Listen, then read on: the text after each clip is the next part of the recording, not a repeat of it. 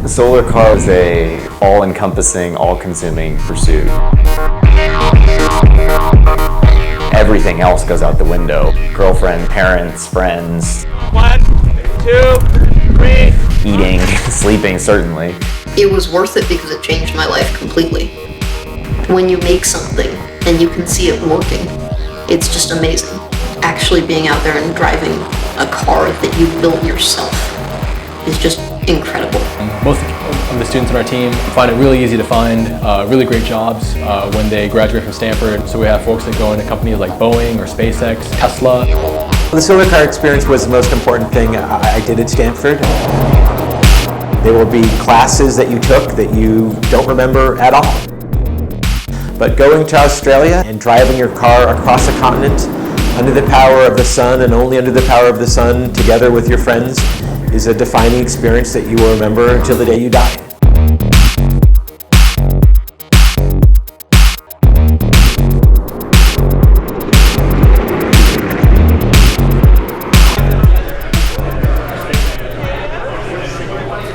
So I'm really excited to be here today. We're here to celebrate our 25-year history at the Stanford Solar Car Project.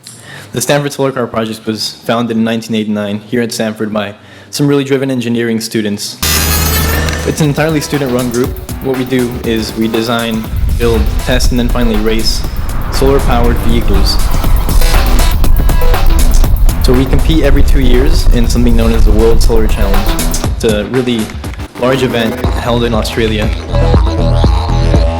We are required to drive 2,000 miles across the entire Australian outback just using solar power alone. It's a really competitive event. It's really difficult. This past race was one of the most exciting in our recent history. Our latest car, Luminos, which raced in the 2013 World Solar Challenge, this very grueling race, it did very well.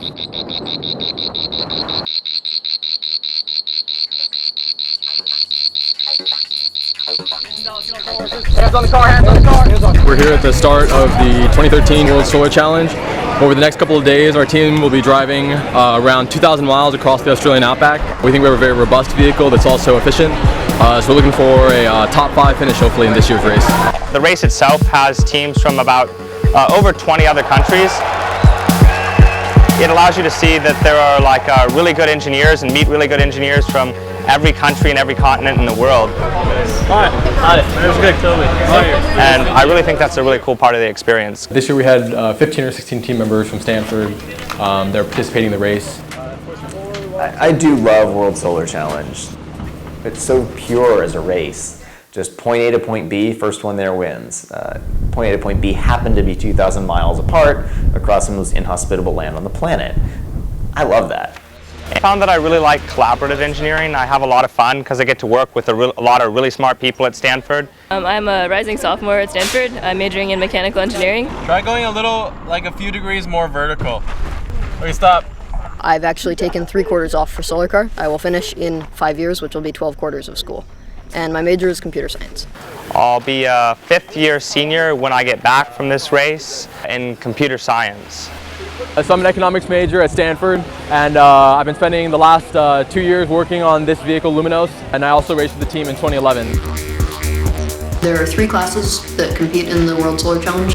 The class that we competed in is the Challenger class, and that is straightforward racing. You have 1 person in the car. You're trying to go as fast as you can. All the teams begin in Darwin, which is on the northern coast of Australia. And from there on, the teams are racing head-to-head to Adelaide, which is the finish line of the race. Darwin, Australia is a very special place in the minds of a lot of people on our team. It's in the subtropics, so it's hot, it's humid, there's a lot of mosquitoes and other bugs. And then on top of that, there's crocodiles, plenty of dangerous, poisonous things. We usually set up ourselves in a hostel. The majority of our time in Darwin is spent at a racetrack called Hidden Valley, focused on doing last-minute preparations for the race itself. I'm Max Praslin from the Stanford Solar Car Project. I'm an electrical engineer on the project, and I've been working with the team for about 2.5 years. I joined actually about exactly a year ago, and just the fact that I'm here in Australia now is pretty crazy. In the World Solar Challenge, the teams that place in the top 3 will actually receive recognition and a big medal. So basically, the gold, silver, and bronze teams are kind of the top teams the next 2 years throughout the globe. For the last 6 or so races, there's been 2 teams that have traded back and forth winning the World Solar Challenge. The Dutch team, Nuon, and also the Japanese team, Tokai. And then the University of Michigan is also another top team. They've consistently been in the top 3. There's always naturally a little bit of a competition between Michigan and Stanford. We were focused on them. We wanted to beat them. They wanted to beat us. That's a good rivalry. Michigan is a fantastic team, and Michigan provided all the incentive we needed to sort of pull those extra late nights. We were kind of in the dark with respect to Twente. We had gotten to know these guys, and they're really funny people. Yeah, definitely one of the fastest teams in the whole race. Very good team, master students. In the Netherlands, they take a year and a half off to do it. They build a beautiful car, races very fast. One of the cool things about our team is that we're completely student run, and our university involvement is really there to support us, not to direct us. A lot of these other teams are run by professors. They're either completely or mostly grad student composed, and it was really cool for us to see how these other teams are run that were really a lot older than us, a lot more experienced. Right now we're at Darwin Showgrounds, where they're staging the event Scrutineering, where all the teams that are competing in the race this year go through about 4 hours of regulation checks with the officials for the race. Not related to the famous Henry Ford, by any chance? Not that I know of. I think it's worth having a look. One of the first stations that our team goes through is a battery check station. At high noon, when the sun is high above the sky, our team will use a solar array to charge those batteries, so that at the end of the day and in the early morning when the sun is low in the sky, we can still cruise at the same speed using the extra energy stored in our battery pack. I'm curious to see what other teams have for their battery packs. Most teams keep them pretty under wraps. This was just a station to go through and you put orange string across the pack so that if we were to tamper with any cells, it would be obvious that something had happened. It's just sort of a safety check that they have, that teams are following the rules. Hopefully in the course of the race, we'll never open the battery pack again, and we'll open it in Adelaide, and the string will still be on, no problems. Thank you very much. Thank you. Lovely looking. Thank you. Delighted to see it. So good luck in the event. Great. Thanks. I'm expecting big things of you. We'll see. We've been practicing. One of my main projects was building the battery pack mechanically. Max Praglin did the electronics, and Rachel Fenichel did the code. Merry Christmas. Have a battery pack. Oh, yeah. Okay, got it. You start the race with a full pack. You're fully charged in Darwin, and you end the race with an empty pack. So some days later. So you don't discharge to 0 every day, and you don't recharge to full every day. My other role on the team as of recently has been working on our race strategy, and part of that is having good models of the car. So I've worked very carefully to identify how the car performs in different conditions, and then use that information to decide how fast we drive the car. If you go faster, you're actually burning quite a bit more. Sometimes it'll be better to go faster by 1 kilometer an hour over a long period of time, rather than faster by 5 or 10 over a short period. It depends on what your strategy guys are saying you should do. It depends on what you think the weather will be ahead and whether you have to outrun clouds, stuff like that. 3, 2, 1, go. One of the more fun parts of scrutineering is the driver egress test, whereupon the driver must be seated inside the car with their seatbelt on and get out of the car, and I believe it's 12 seconds. So out of the car. But the way it works is you get locked in the car and you have your harness on and your helmet on and the radio, and they give you a countdown. 3, 2, 1, go. And then the timer starts and you have to get out all by yourself. A lot of things could go wrong. It would require a driver to get out of the car immediately. Most obvious being some sort of a fire in either electronics or the battery systems, which do happen. With Luminos, it was pretty easy to get in and out of. Some folks actually have to transform from designers to race car drivers, like Anna Olsen. One of the roles that you played in Australia was that of driver. And can you explain for everybody, what is the experience like of driving Luminos? One of the most challenging parts about driving the solar car is that it's extremely boring. Your only job is to sit there and keep the car between 2 straight lines on the road. There's basically no air movement inside the car. You're basically sitting in a little black carbon fiber box. It's definitely unpleasant, objectively speaking, but at the same time, you're driving a solar car across Australia. That part never gets old for me. Our organization has kind of a dual purpose between providing educational experience for the students on the project and making a really high performance vehicle. should I redesign this? Should I do something new? It would be a little more educational for my members. So really navigating the trade-off between good race performance and doing things that are new is probably the toughest challenge. My name is Alex Tilson. I'm a 1992 graduate of Stanford. So I was at the very first meeting that the Stanford Solar Car Project has ever had. It was freshman year, 1989. No one had built a solar car before. It's the first drive we're doing in Australia. I was the first to take the car to Australia and the World Solar Challenge in November of '93, where we were 13th, I believe, out of 40 that started, roughly. And that remained the Stanford speed record across Australia for 20 years, much to our surprise. The teams that went subsequently didn't finish. I know at our company, our entrepreneurial success, I partially relate back to the solar car experiences. It taught me a lot as a leader, it taught me a lot as a manager, it taught me a lot as an entrepreneur, it taught me a lot as an engineer. You know, the solar car team and technologies are usually ahead of their time in terms of looking at the next best generation of batteries, the best solar panels, best motors and efficient, converters, things like that. Most of my involvement with the solar car team was toward the end of when I was at Stanford. I had many friends that were part of that team throughout my time there, and I recruited most of the people from the team when we started Tesla, and was a key thing in the beginning of Tesla. I think it matters more than most classes you could take. I mean, it's one of the things that even today at Tesla we look at on resumes and place it higher than perhaps GPA, or even perhaps higher than what classes they decided here and there. So the process of getting our solar car from basically a blank sheet of paper with no ideas yet to having a vehicle that can be ready to race across the Australian outback takes our team about 18 months. It's a very quick cycle. We'll spend about 3 months doing preliminary design work. Once we get to the mid-fall, we'll start doing some of the manufacturing work. The vast majority of the components in the vehicle we actually manufacture here on the Stanford campus. For example, the carbon fiber composites, we ramp that up in the late fall going into the winter. Basically the entire vehicle's composite monocoque chassis and exterior shell is made out of carbon fiber. We have a lot of titanium components in the vehicle. We have very high efficiency solar cells on the top of our vehicle and the solar array. And our team usually spends about 2 or 3 months doing testing here in California for the most part. For example, we'll spend a lot of time in the Central Valley where there's a lot of open farmland where our team can do testing that's a lot more similar to the Australian outback.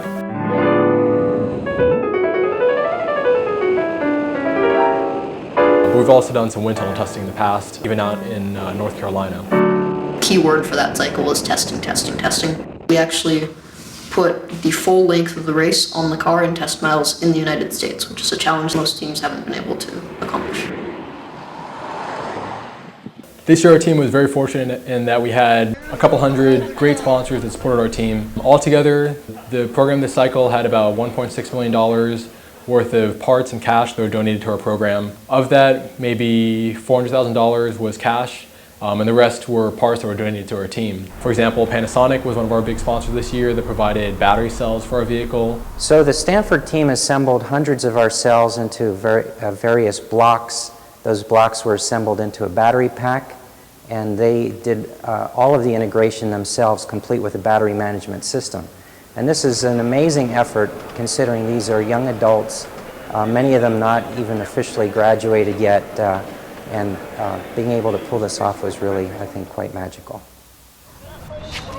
Another one of our big sponsors was ST Microelectronics that provided a lot of the integrated circuits for our vehicle this cycle. These microprocessors are kind of the center of what our software team works on. And this is a little integrated circuit that we use on pretty much every circuit board on the car. The invisible software that just makes everything on the car work and have all the different elements on the car talk to each other.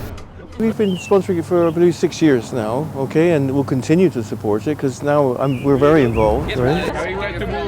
And it actually goes quite fast. I accelerated, I thought I'd scare the crowd by driving at them, and they got the message, get out of the way. This way. It was great, no, it was good fun, good experience.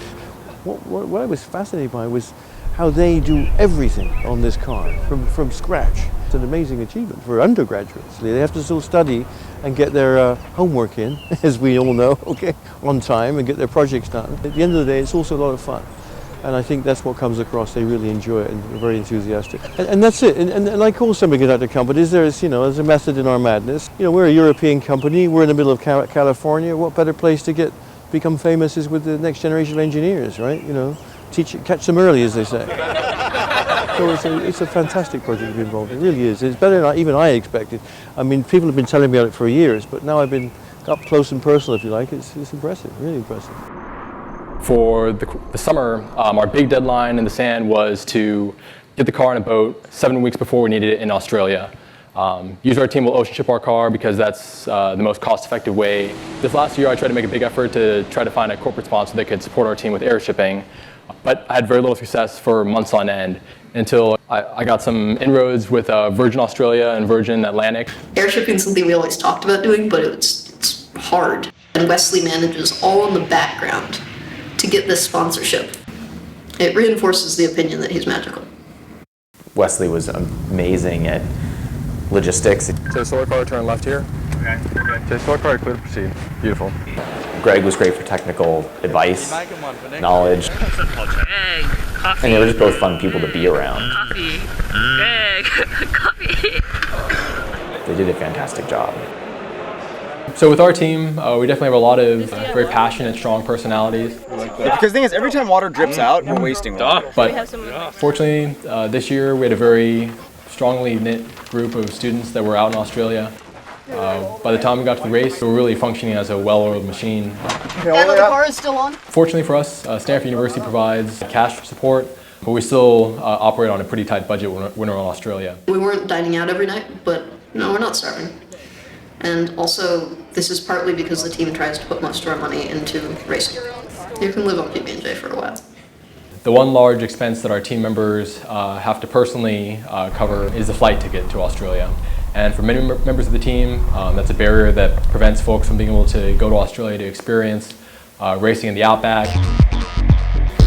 In addition to the solar car itself, our team has a convoy vehicles that we use to support the race car. So this year Volkswagen provided us with 4 vehicles to use, and our team picked up those vehicles in Melbourne, Australia. The first vehicle that we have in our convoy we call the Scout car.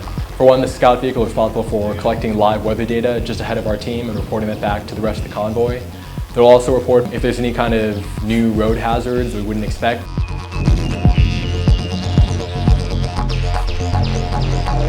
Australia does have a lot of kangaroos, and they're actually primarily nocturnal creatures, so they'll kind of get attracted to this road surface at night when the road is warm and the weather's cooled down a bit. And the problem with this is that there's road trains, these 3 or 4 trailer long semi-truck configurations.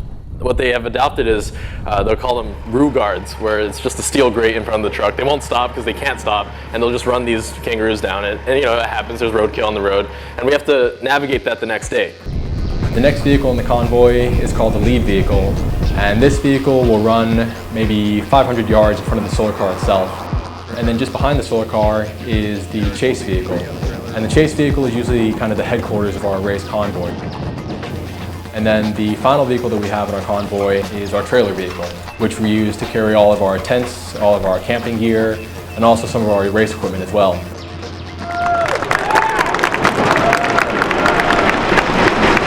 All the teams today got a chance to race their cars around the Hidden Valley racetrack, and the team's racing time on the racetrack is what the officials use to determine the grid order for this year's race. Well, it's a little bit nerve-wracking to be the one doing the hot lap, just because the whole team's kind of counting on you. Everyone's worked really hard to get us here. The Stanford team did very well. We came in with a 2-minute, 7-second race time. That was the 3rd fastest in the challenge class. So that means that we'll be placed 3rd car at the start of the grid for this upcoming race. So the day before the race, I felt ready, and I know a number of other people on the team have also felt ready. I've been doing solar car for 4 years, and this is probably my last shot at it.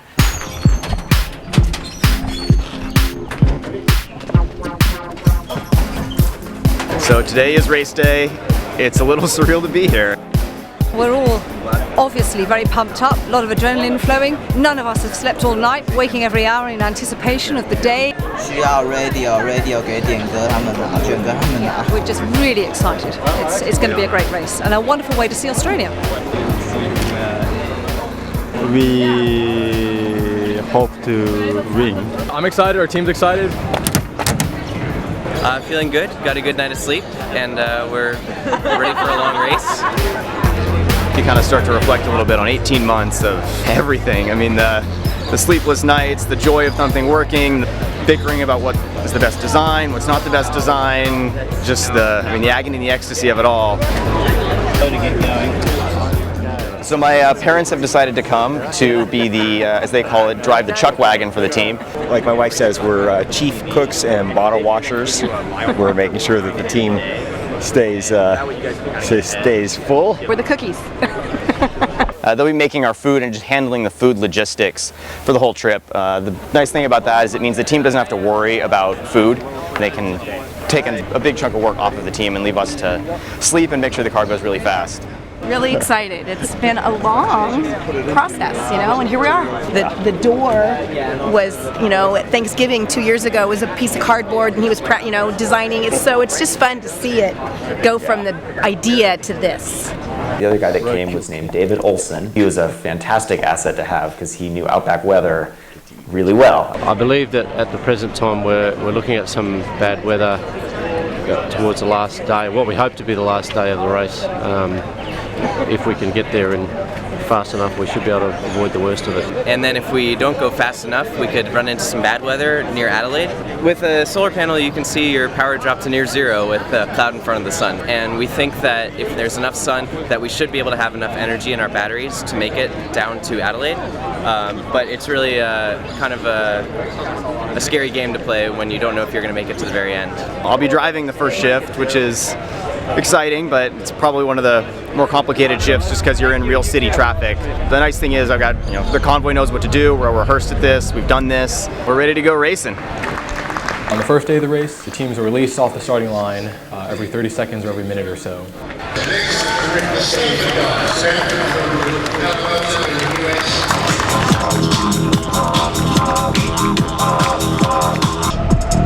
Getting out of Darwin was quite an adventure, and there were a lot of teams. It was just very dense traffic, a lot of passing, very chaotic.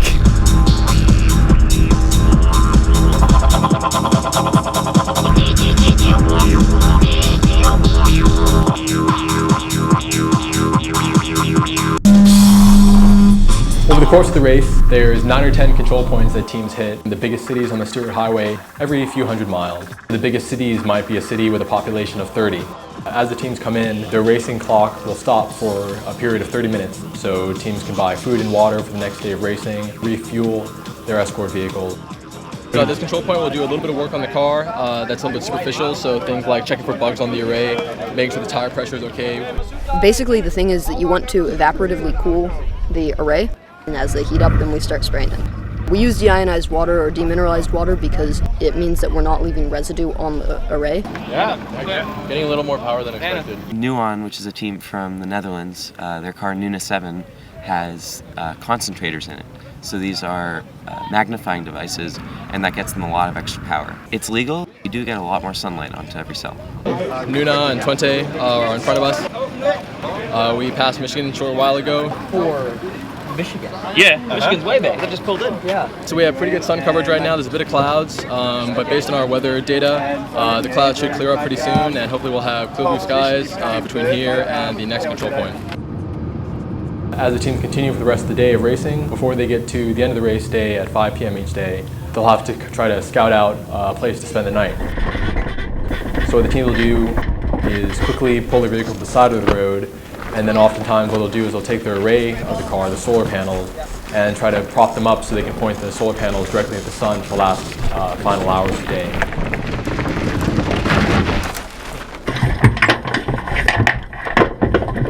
Finally being in the race was definitely exciting, although that sort of wore off after the first hour, and then it was just a struggle to, keep wiping the sweat off your face, and but it was a good time. 3, 2, 1, up. We're fourth now currently, and ahead of Michigan. Good. I got to pass Michigan and looked over and grinned at their car while we were driving by. And as long as we stay in front of Michigan, we'll be happy for now. ミシガンの前で撮りたいっていうのを出したいから、その後。今僕らミシガン。Well, is Michigan back behind? Is that it? Yes, Michigan is just down the road a little ways behind us. Oh, we didn't see them. We missed them. Oh no. Good to know.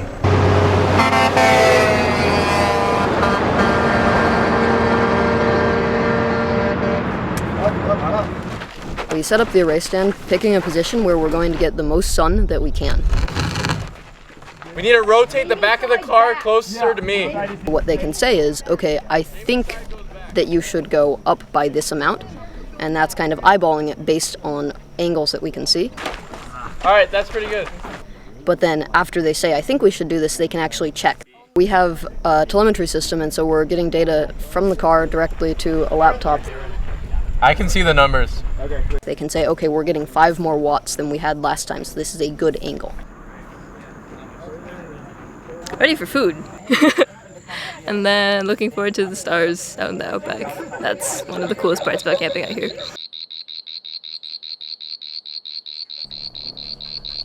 We wake up before the sunrise, we get the array stand out, we push it upright and we point directly at the sun. And then what people do is we adjust the angle of it back as the sun goes up, still keeping it pointed directly at the sun. It was nice to camp in front of Michigan for the night. We'll see how long that trend can hold. But overall things went really well yesterday, despite it being a very stressful and hot day. We were happy with how things turned out. The car's doing really well so far.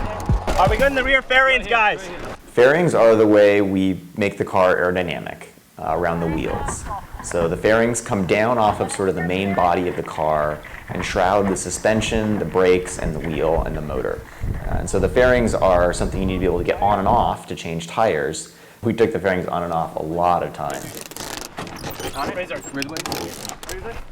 it. This is not on very well. No, you need to redo. We have a control Flush in the front. Okay, cut it. Cut it. Toby, hurry! Our team makes a large investment in ensuring that the people that go to Australia understand their roles and have a good sense of unity with their team members. There's definitely other teams that may have a lot more drama, so as much as we can, we try to avoid any kind of conflicts we would have at the last minute when it comes down to actually racing across the outback.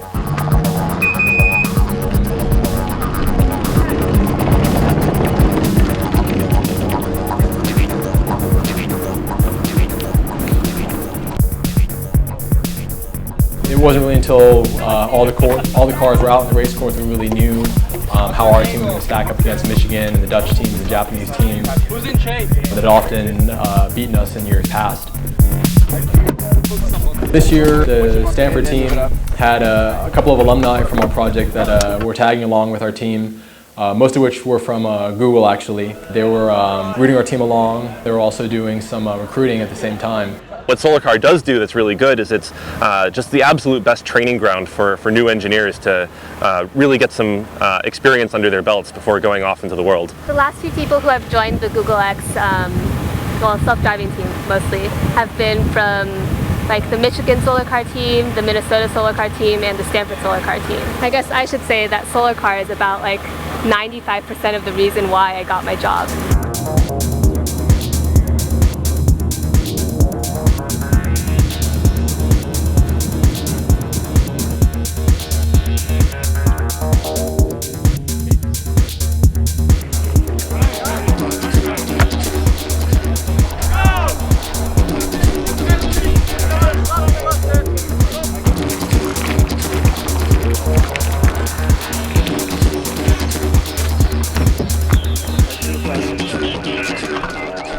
It's pretty hot. The car's feeling pretty good though. It's pretty stable. It feels good. And about how long were you driving and about how many kilometers? About 5 hours. We're pretty happy with where we are right now. If you'd said 2 years ago that we'd be here, we probably would not have believed you. Yeah, we're excited to be top 5 so far. Really happy with how the car's doing. No major problems, no. Not yet. You never know. Today I'll be the driver in the afternoon, going from Tennant Creek, where we currently are, down to just a little shy of Tea Tree, it looks like. I haven't seen the latest models, but last I'd heard we'd be pretty close to there tonight.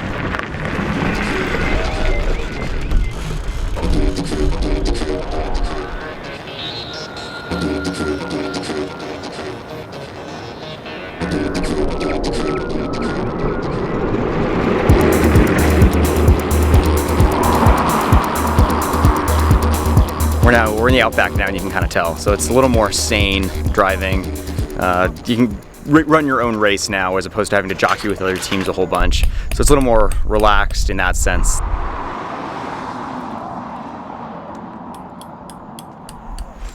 Jamie, do you have a hammer? Yep. So we're camping up for the night and getting ready to eat some steak. How's this? That's half a beast. Michigan's still an undetermined but few kilometers behind us. So that's kind of fun to still be this close at that point. And Twente, we think, is about 20 to 25 minutes ahead of us. It's nice to be within 30 minutes of a podium at the moment. Good morning, son. We're gonna have to have a lot of people though to make sure it doesn't. It's gonna want to tilt like this and hit the tail. Famous Outback recipe. Ready for flipping? Yeah. It's containing kangaroo. These I pancakes. got the baby wallaby batch. Baby wallaby batch. Yes, okay. Yeah. They're good. Dude, they're mad tasty. The food has been very good. I definitely can't say I was expecting to eat this well in the middle of nowhere. On this laptop, I have a set of graphs and numbers that are reading live data off the car. Okay, solar car passing on the right. And the idea is that by looking at the live data off of the car, I can match that up to our predictions that we've made. So within a few minutes of noticing that we have more power in our battery than we had originally planned, I can look at our numbers, see what speed we should go to kind of match our predictions. The biggest city that our team hits over the course of the race is Alice Springs, which is right in the center of Australia. The Stanford team is well over halfway through the race now. We've been cruising anywhere between just over 85 kilometers an hour on a daily basis right now, which is fast for our car, fast for a lot of teams. All right, brakes. My name's Peter Collins. My duties as an observer is to observe the activities of the team and record anything that might be a little bit out of the abnormal and pass it on to the officials. So since leaving Darwin, I've been with 3 different teams. It's good fun, and of course coming home with all the teams is a wonderful experience because you do meet some young people who are our future, and I think it's rather exciting to see them at work. Oh, you found some wood. Got the Barbie going. So yeah, if they're little, you don't. We're just trying to get them more like half size. 9, 10, perfect. I cut the carrots and I got somebody to cut the broccoli. We're having curry tonight. I'm done. Our team is aware of some teams that have probably dropped out at this point in the race. There's 2 Dutch teams, then 1 Japanese team that are still ahead of our vehicle. But in terms of competition behind us, we're pretty far ahead. This one's got a few cuts, but nothing troubling.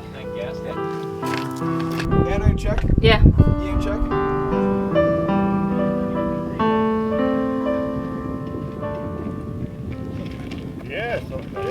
Everything has been going very well so far. The car has not broken down. We've been sticking within a few kph of our projected speed from the first day. We have plenty of battery pack. There's a lot of good sun right now. It looks like we're going to keep up a tailwind until we get towards the coast. And from there, it's kind of questionable what will happen. We're looking at a storm system kind of rolling in from the ocean when we arrive in Adelaide. So looking forward to another day of driving really fast.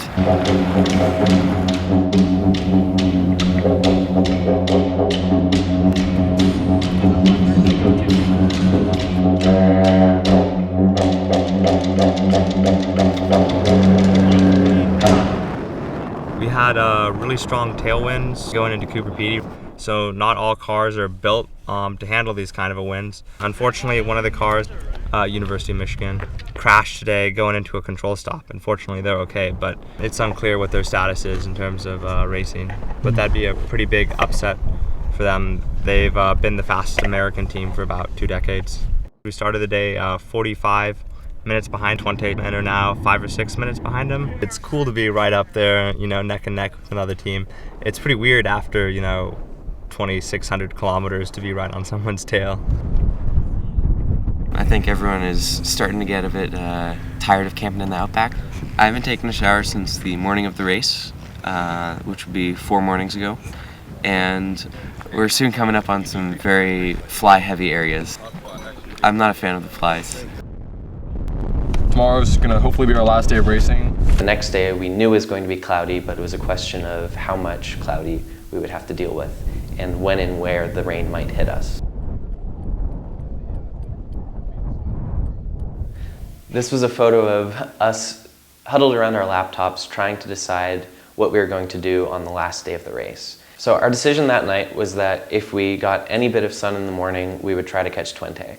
And that meant that we were going to throw all of our best practices for race strategy out the window. And this was kind of a calculated gamble. We knew that if we caught them, it would be worth it. And if we didn't catch them and ran out of energy, we might be stuck on the side of the road. Good gamble, makes it fun, makes it exciting, makes it really freaking stressful on the last day. So that last day, waking up 6 minutes behind Twente was definitely exhilarating. We figured they probably had more on the battery pack than we did, but we wanted to keep pressure on them, hoping they would make a mistake. We know they were worried about us. It was really fun to be in an active race that late in the game against a team that we all respect so much. We had a short drive from the place that we had camped the night before to Port Augusta. We're at the last control stop right now. The Solar Team Twente is in third place and we're about 10 to 15 minutes behind them. So right now we just kind of have to brave this terrible weather. But our team was trying to get the last potential wattage out of our solar array. So we had our team propping our vehicle up to get a bit more sunlight to improve the power output of the solar panels. Hey Wesley, what time do we leave again, just so we know? It's really going to be a race to Adelaide. Don't know if we have enough sun to get there. Don't know if they do. If we got zero sun, we surely won't make it to Adelaide. It's about 200, 300 kilometers from here. It's just a question of how fast do we go to try to save some energy. It's a high stress time right now. And after the 30 minutes were up, we had to jump in our convoy vehicles and try to chase down the Dutch team that was just ahead of us.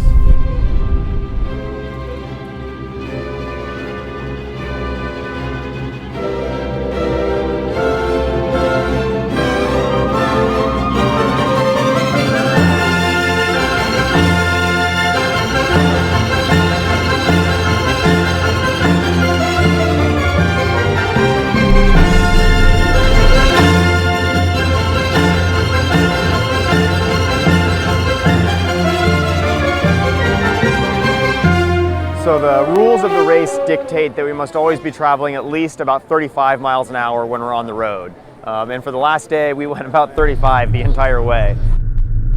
The most stressful point in that drive from Port Augusta to Adelaide was when the motor had started to cut out already, meaning that it was very low in battery pack. And we're coming up to the largest grade on that section of the track or the race course, and we were at the bottom of it. And it was raining very hard, and my vision was highly obscured by fog, so I couldn't see very well. About halfway up I realized, uh-oh, we're not really gonna make it. Luckily there was a little rest stop and a pull-out at the top of the hill. I personally needed to use the facilities as well as wipe out the condensation inside the cockpit, but once we got to the top, it was literally downhill from there. Fortunately, we only had to stop twice briefly. Unfortunately, the Dutch team Twente ahead of us had a bit more energy, and they were able to pull away from us on the final day of racing.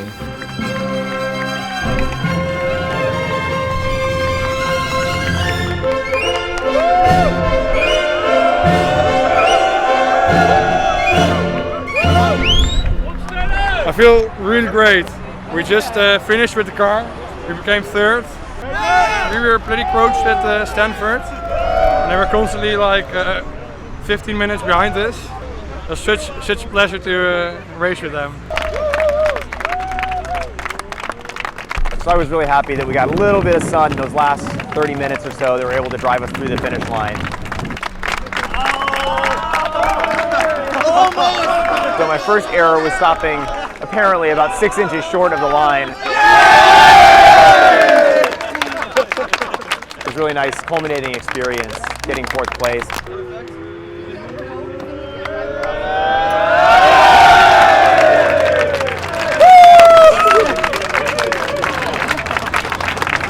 Last drive I'll ever have in a solar car. To America's #1 solar car team! Made it! Yeah! 3,000 kilometers! Yeah. Got a little shaky at the end, but trucked on through. Awesome. Like, we're the first team to finish from Stanford in forever, and we did it properly. We didn't break down. I'm going to take a nice long shower and get rid of this red Outback dust all on me. And then I'm going to take a long nap. Yeah! I'm so excited. So happy. I was so nervous. Nail biter. It was a nail biter. Feeling relieved. Fourth place, best finish ever, I think, for Stanford, so couldn't be much happier. Great. We're at the finish line, end of timing, and we're very happy. More flies! The next car we expect to have here on the finish line will be the Stanford Solar Car project from the United States.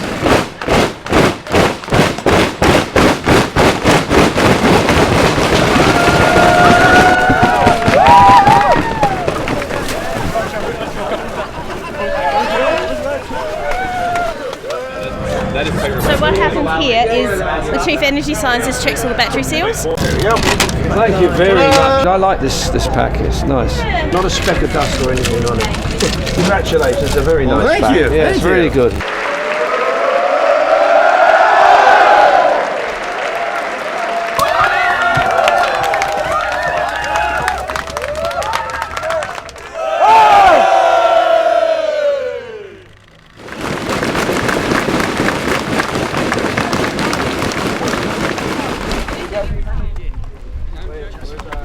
The team this year did very well. We're very happy with the results and having the best finish in Stanford's history. I was fabulous what they did. The team had been in a 20-year Australia rut, and we're thrilled that the team went and obliterated the '93 Stanford performance and beat Michigan.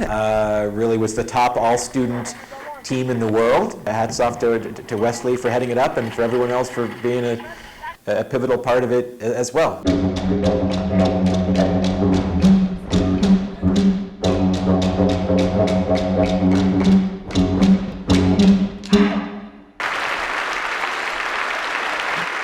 There's also usually an award that goes to teams that are recognized for their, spirit in the event itself. The 2013 Bridgestone World Solar Challenge, the David Fuchak Spirit of the Event Award, is presented to Stanford.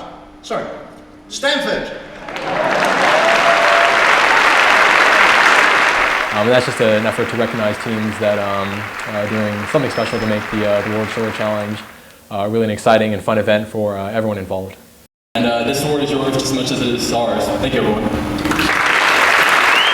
I would easily rank the Stanford Solar Car experience as my top experience I've had here at Stanford, but there's still some lingering stress, I can say, from the last year and a half, and I'm sure I've taken months, if not years, off my lifetime by the amount of stress that I've gone through. One of the reasons that you can kind of justify to yourself putting so much time in it is because it's kind of something that society needs a little bit. So beyond just the educational thing, there's also a cool kind of showing society what's possible, you know? Maybe this much in energy to get from Darwin to Adelaide to start out. Almost 2,000 miles yeah, on a few bucks of energy if you were charging it off the grid. So it's not a bad deal. Yeah, it's not a bad deal. After I got back from being in Australia, I began my job search to find a full-time career, and I just recently joined Google working on their self-driving car project. What do you need? Right. So I'm graduating in June, going up to Yosemite for a week to relax, vacation, and go hiking. And then I'm going to start working at Google X, writing code as a full-time job. This just isn't flat.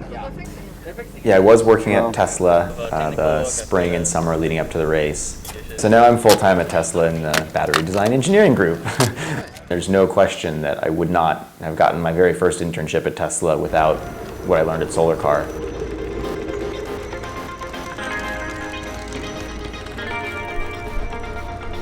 I certainly hope that the university continues to, put resources behind this and also stay out of the way enough to provide a place that students can really have that freedom so they can, push the boundaries, fail occasionally, learn from the failures, make mistakes. That was one of the, I think, instrumental parts of Solar Cars. There was never a safety net to prevent you from making, really bad mistakes. And you learn amazingly quickly in an environment like that. It's a little bittersweet to see it finally end, but I'm glad I got to go out on a very high note like this, and I have so much confidence in the people that are coming up. We just had such a great group of young people join this year. The team's in great hands. Can't wait to see what comes next. That's what's really incredible about this experience to me, is that you join as a wide-eyed undergrad with no concept of anything that you think would be useful to the car at all, and then eventually you realize that at some point between Australia and where we are now, the wand has been passed down, and it's our turn to build a solar car.